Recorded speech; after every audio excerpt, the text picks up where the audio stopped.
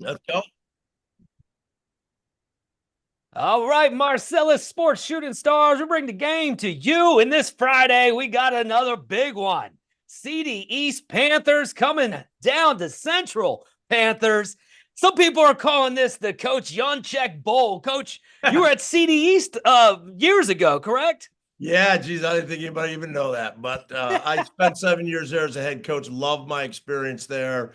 Actually, when we moved down here, my wife and I live about a mile from CD East. So that's why we did. And that was really, that commute was nice. And that commute from CD East down here to York is a challenge. But, So you're still at the same, you still live up there. yes. Yep. Wow. So So yeah, I just saw the parallels there. I know it, I was reading about it. It said you were in, I think, 4 different teams in Jersey. And then was that your first team in Pennsylvania that you No, coached? I was up in Pocono Mountain. I Okay. went to Stroudsburg, so I knew that area well, and there was a position that opened. But I really wanted to get down to this area, so my wife and I looked for about 3 or 4 years, and then I was fortunate to get the CD East job when I did, and was there for 7 years. So we had some success, and moved on to Lebanon.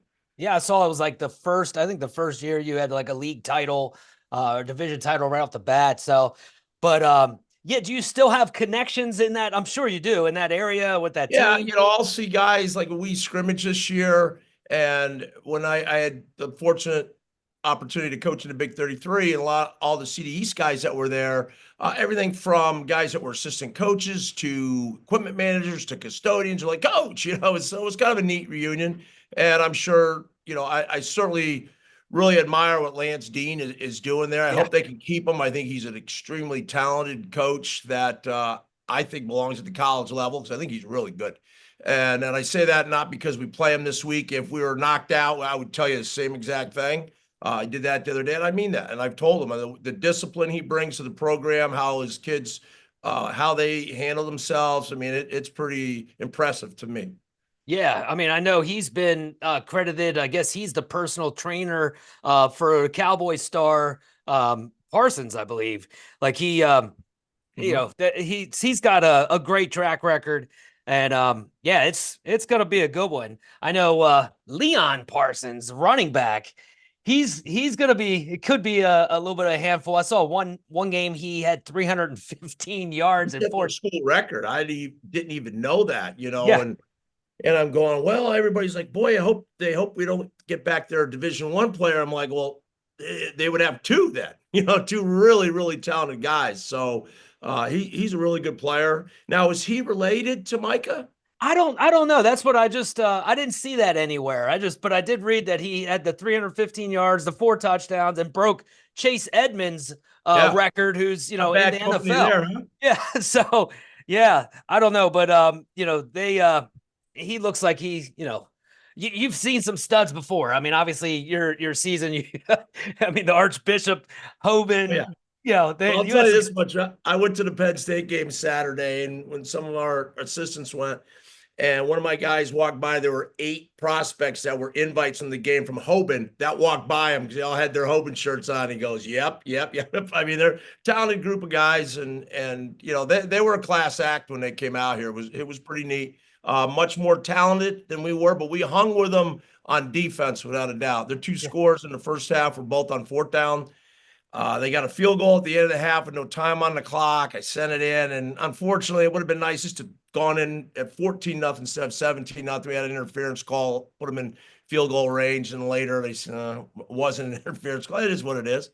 But they, defensively, we hung with them. Offensively, we couldn't. They're just so fast and physical up front. That was, gives us a good measuring stick. But Yeah. that's a really talented team. They went on and beat St. Edwards, who I think was third in the country after our game, Wow. in Ohio. So they beat the number 1 ranked team in Ohio, which is, that's no slouch to be able to do that. But just for us in terms of the measuring stick, because just with this week, as Lance has to deal with the same thing with CDs, having that bye, I love having that one bye. I couldn't tell you how we would have managed that bye week 9, played Yeah. York by week 10, then had another bye. It's just, one's good because you get your legs underneath you get some rest, but it gets long after that.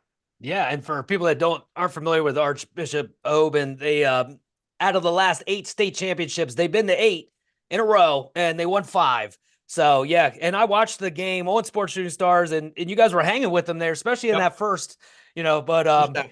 yeah, and I talked to some other people, and they're like, they feel like that's gonna help you guys too. It's a little bit of a humbling thing, but also, Sure. you could play with D1, a whole squad of D1s. I mean, their I mean, backups are we going we D1. were, we were on the level playing field. I couldn't say that about the time we played St. Joe's, but they also said it was the best team in the history of their school. But it's really evident right away when you see the talent level, Yeah.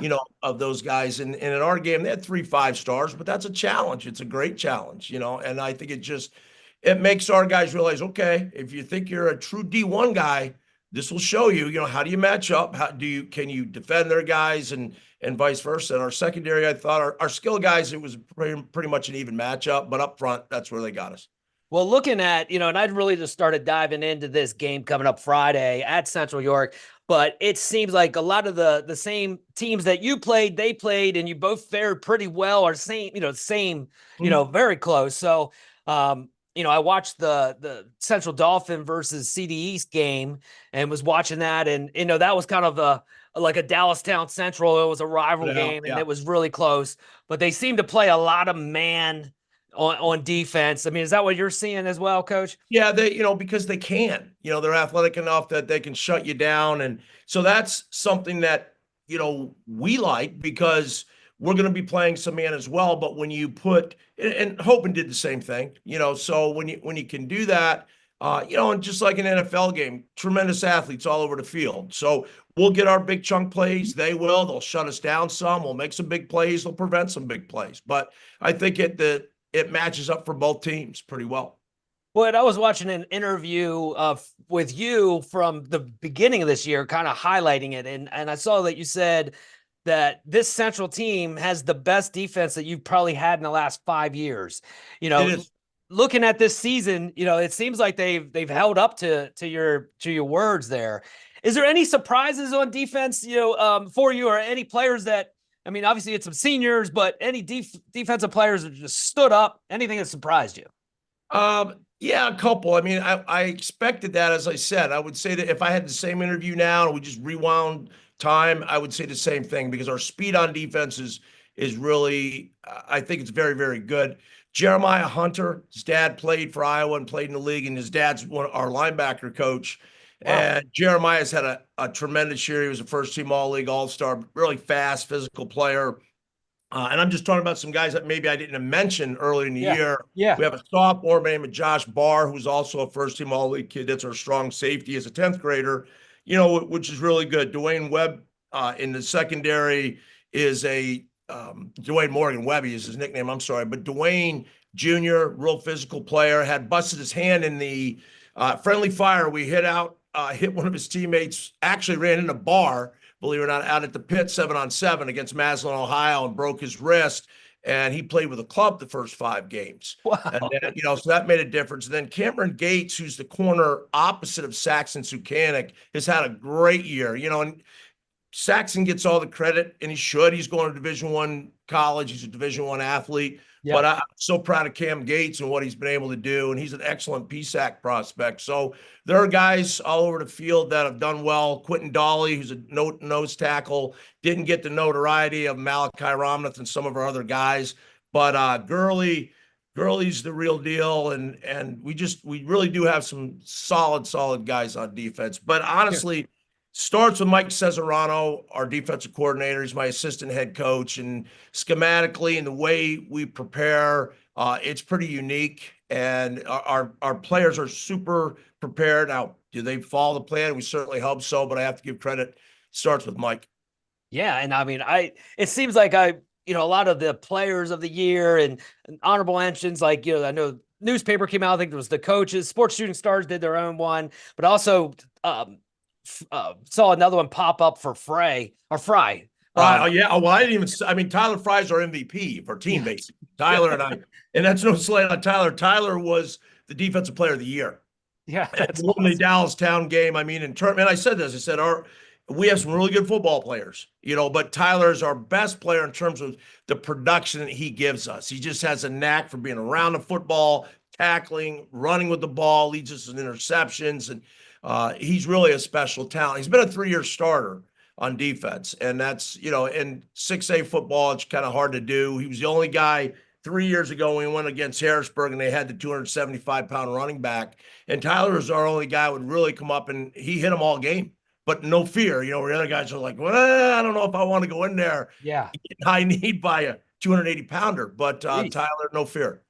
That's awesome. And he plays you throw him in some offense as well, right? He's our wildcat guy. He's our jet sweep guy. We get him out on vertical routes, hitches, just because he's hard to tackle with the ball in his hands. Which in the Dauphin game. Dauphin game, he had the game tying touchdown, if you want to call it that. And then there were 4 times in our wildcat in that game on 4th down that he got first downs for us.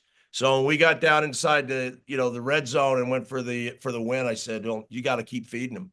Yeah. Well, man, it's going to be awesome. And, looking the offensive side, quarterback, Brooklyn Nace, we talked about it. I mean, the guy's like hardly ever making mistakes. And even if he does make one, he keeps his head up, gets right back in there. I mean, how nice is it to have, a veteran, I would say at this point, going into the playoff game. Brooklyn being a 2-year starter now, like even the progression ourselves from the beginning of the year to now, like we're going through throws these last couple of weeks with the bye. And I mean, when he's on and in terms of really quick releasing it, he looks like a Division I quarterback. So he has some of that, but he has that. He's a very, very intelligent young man. So when you take that athleticism, he's not the fastest guy, but he's got good quickness, but intelligence, man, he sees the field well, and he gets more angry at himself if he makes a mistake, because I think he feels he's better than a mistake mentally. We're all going to make quarterbacks. We're going to make mistakes, but just his decision processing and all that's really impressive. And then Brendan Smith, his receiver, I mean, he's so fast. He's one of the quickest kids I've ever had and very difficult to defend. Yeah, I mean, I've seen some of your scores get up into the 40s. Some of their scores get up into the 40s. I mean, as many games, it could come down to defense. It could come down to the trenches. Obviously, turnovers. Man, I mean, what's the message to the kids right now? I mean, I'm an emotional guy. I get super hyped even for my church basketball league. So, I mean, what are you telling the kids to try to keep them at the right mindset? Well, I think you have to look at film. But it's not so much. And again, it goes back to when we played Hoban. Yes, we know that East has some really talented guys, but it's not really playing East. It's kind of playing like the same thing for East. Like they got to play and do what they do, and the opponent, them, us. It's all relative. There's going to be the opposition's there, but it's not so much how good they are, how good we are, how good we're, where we have weaknesses. It's just go do what you have to do. Play's called, go execute the play. And then when you piece that together and you're consistent, and if you do a good job, you have a great chance to win. If you don't, then you're going to be on a losing side of it. But it's not so much if we played them or if we were playing CD or whoever it would be. It's just a matter of going to do your thing. And as I'm sure that's what they're preaching to their guys. And we scrimmaged them, so we have some. They know us a little bit and vice versa. I mean, a scrimmage is a scrimmage. Right. You're real vanilla. You don't want to show your opponents a lot. But the only thing with that is you get an understanding of if I'm defending you and vice versa in the secondary, well, I guess I remember the scrimmage a little bit about maybe what some of your moves are. And that's really the only, thing that you could take from that. But I think it's a pretty evenly matched, on paper. And I think anybody that would know both teams and saw us both play would feel the same way. Yeah, for sure. I mean, the Panthers versus the Panthers, the number 6 seed in Division III, 6A, 7-3, traveling down to Central York, the number 3 team, 8-2.